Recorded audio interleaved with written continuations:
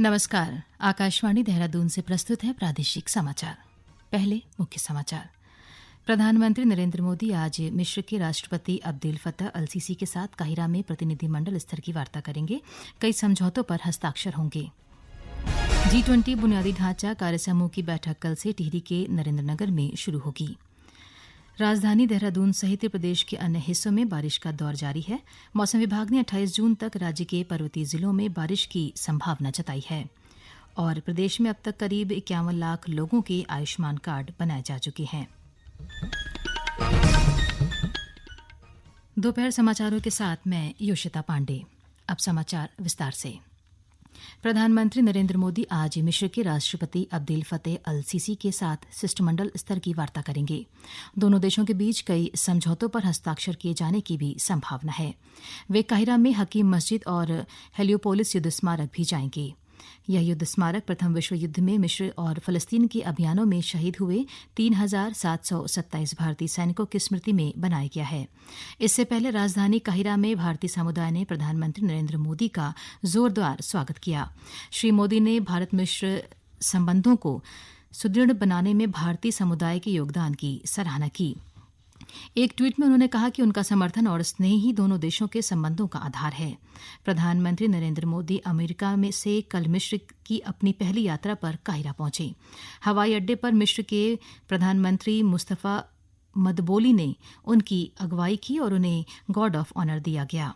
प्रधानमंत्री ने मिस्र के मुख्य मुफ्ती प्रोफेसर शौकी इब्राहिम अल्लाम से मुलाकात कर भारत और मिस्र के बीच मजबूत सांस्कृतिक संबंधों और दोनों देशों के लोगों के आपसी रिश्तों की चर्चा की और कट्टरपंथ का मुकाबला करने के मुद्दों पर भी चर्चा की। विदेश मंत्री डॉक्टर एस जयशंकर ने कहा है कि देश में जल्द ही पासपोर्ट सेवा कार्यक्रम के दूसरे संस्करण की शुरुआत की जाएगी। इस कार्यक्रम में नए और उन्नत ई पासपोर्ट शामिल होंगे।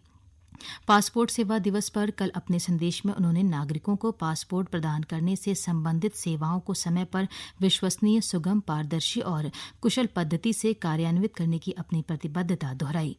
डॉक्टर जयशंकर ने कहा कि ये पहल नागरिकों को उन्नत पासपोर्ट सेवा प्रदान करने और उनके जीवन को सुगम बनाने के लिए डेटा सुरक्षा की एक नई मिसाल पेश करेगा।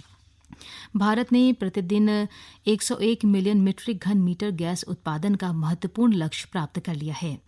केंद्रीय मंत्री हरदीप सिंह पुरी ने एक ट्वीट में कहा कि यह उपलब्धि ऊर्जा क्षेत्र के अथक प्रयासों और नीतिगत सुधारों का परिणाम है। उन्होंने कहा कि यह गैस आधारित अर्थव्यवस्था बनने की ओर एक महत्वपूर्ण कदम है। श्री पुरी ने कहा कि भारत को अपनी प्राकृतिक गैस की आवश्यकता का 50% हिस्सा आयात करना पड़ता है और देश में गैस उत्पादन बढ़ने से आयात पर निर्भरता कम होगी।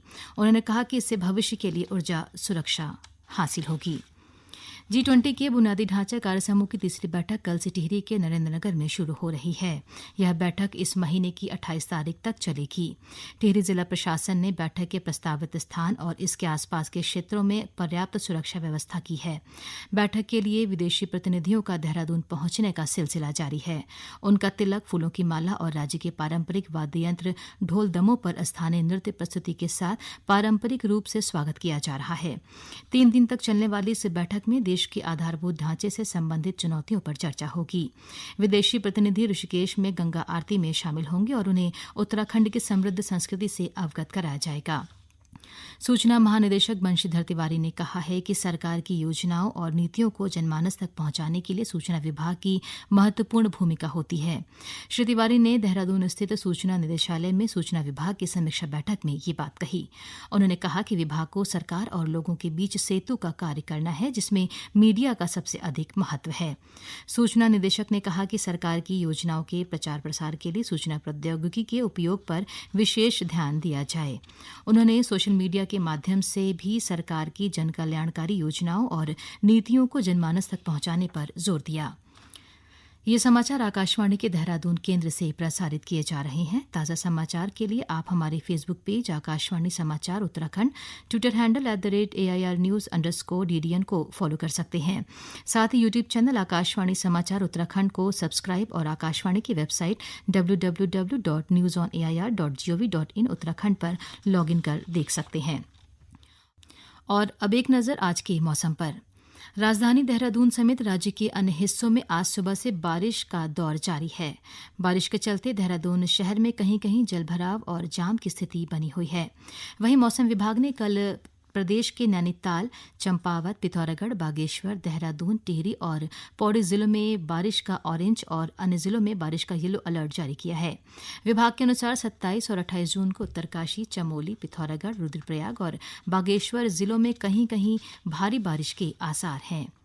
अल्मोड़ा जिले के रानीखेत स्थित कुमाऊं रेजिमेंटल सेंटर में अग्निवीर भर्ती रैली चल रही है। यह भर्ती रैली कुमाऊं मंडल के अल्मोड़ा, बागेश्वर, उधम सिंह नगर और नैनीताल जिलों के युवाओं के लिए अग्निवीर सैनिक, जीडी क्लर्क, तकनीशियन, नर्सिंग सहित अन्य पदों के लिए आयोजित की जा रही है। साथ ही उत्तराखंड और उत्तर प्रदेश के युवा नर्सिंग पद के लिए इस भर्ती रैली में भाग लेंगे।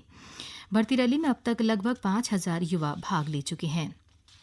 पिथौरागढ़ जिले में दूरसंचार और इंटरनेट कनेक्टिविटी को बेहतर करने के लिए भारत संचार निगम लिमिटेड बीएसएनएल के 74 4G मोबाइल टावरों की स्थापना का काम तेजी से चल रहा है।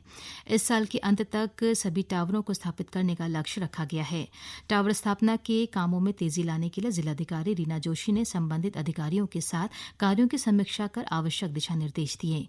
जिलाधिकारी ने धारचूला के उप जिलाधिकारी को तवाघाट, छारचूम और जारजीवली में मोबाइल टावर स्थापना के लिए 3 दिन के भीतर बीएसएनएल विभाग को भूमि हस्तांतरित करने के निर्देश दिए ताकि जल्द टावर स्थापना की कार्रवाई की जा सके।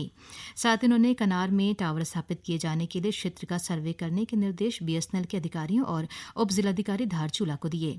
जिलाधिकारी ने बीएसएनएल के अधिकारियों को निर्देश दिए कि विशा में भी टावर स्थापना के लिए आवश्यक कार्रवाई सुनिश्चित की जाए ताकि उस क्षेत्र में आईटीबीपी के कर्मचारियों को 4G सेवा का लाभ मिल सके। प्रदेश में अब तक करीब 51 लाख लोगों के आयुष्मान कार्ड बनाए जा चुके हैं। इनमें से 8 लाख से अधिक लोगों ने अभी तक आयुष्मान कार्ड का इस्तेमाल कर मुफ्त इलाज पाया है, जिस पर लगभग 15 करोड़ रुपए की राशि खर्च की गई है। राज्य स्वास्थ्य प्राधिकरण के अध्यक्ष डीके कोटिया का कहना है कि आयुष्मान कार्ड धारकों को इमरजेंसी की स्थिति में अनुमति की आवश्यकता नहीं है, उनका इलाज तत्काल किया जाता है। साथ ही सामान्य स्थिति वाले मरीजों को कुछ ही मिनटों में अनुमति मिल जाएगी। उन्होंने कहा कि आयुष्मान कार्ड धारक काफी लाभान्वित हो रहे हैं।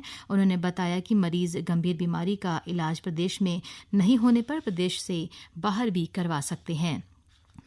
प्रदेश में आए दिन होने वाली सड़क दुर्घटनाओं का मुख्य कारण वाहनों की तेज गति होती है। वाहनों की तेज रफ्तार पर नजर रखने के लिए केंद्र सरकार ने सभी वाहनों में जीपीएस आधारित vehicle location tracking device system लगाना अनिवार्य किया है। साल 2019 के बाद सभी व्यावसायिक वाहनों में वाहन कंपनियां ये डिवाइस लगाकर दे रही हैं, लेकिन 2019 से पहले के वाहनों में यह सिस्टम नहीं लगा है। उत्तराखंड सरकार ने भी ज्यादा से ज्यादा वाहनों में वीएलटीडी लगाने के आदेश दिए हैं। देहरादून संभाग के आरटीओ सुनील शर्मा का कहना है कि व्यावसायिक वाहन चालकों को परिवहन विभाग ने निर्देशित कर दिया है कि वे अपने वाहनों में जीपीएस सिस्टम लगवाएं। महिला सशक्तिकरण के लिए संचालित केंद्र व राज्य सरकार की योजनाओं से चमोली जिले में महिलाएं काफी लाभान्वित हो रही हैं। महिला समूहों और स्वयं सहायता समूहों से जुड़कर महिलाओं को रोजगार के अवसर मिल रहे हैं, जिससे वे स्वावलंबी बन रही हैं। जिले में प्रधानमंत्री मातृत्व वंदना योजना, लखपति दीदी योजना, नंदा गौरा योजना सहित कई योजनाएं महिलाओं के लिए चलाई जा रही हैं।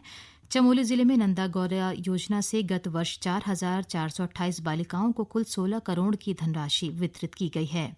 इस वर्ष 2,493 आवेदन अब तक इस योजना के लिए प्राप्त हुए हैं। साथ ही प्रधानमंत्री मातृत्व वंदना योजना से 13,300 महिलाएं लाभान्वित हुईं। महिलाएं विभिन्न योजनाओं के तहत डेयरी, फूड प्रोसेसिंग, सब्जी, सिलाई, मोटे अनाज से तैयार बिस्किट, मिठाई, कढ़ाई, बुनाई, फलोद्यान, जूस, अगरबत्ती बनाने, जूट का सामान, खिलौना बनाने सहित कई तरह के काम करके लाभान्वित हो रही हैं। अंत में मुख्य समाचार एक बार फिर। प्रधानमंत्री नरेंद्र मोदी आज मिस्र के राष्ट्रपति अब्देल फत्तह अल सीसी के साथ काहिरा में प्रतिनिधिमंडल स्तर की वार्ता करेंगे। कई समझौतों पर हस्ताक्षर होंगे। G20 बुनियादी ढांचा कार्यसमूह की बैठक कल से टिहरी के नरेंद्रनगर में शुरू होगी। राजधानी देहरादून सहित प्रदेश के अन्य हिस्सों में बारिश का दौर जारी। मौसम विभाग ने 28 जून तक राज्य के पर्वतीय जिलों में बारिश की संभावना जताई है। और प्रदेश में अब तक करीब 51 लाख लोगों के आयुष्मान कार्ड बनाए जा चुके हैं। इसके साथ ही प्रादेशिक समाचार का ये बुलेटिन समाप्त हुआ। नमस्कार।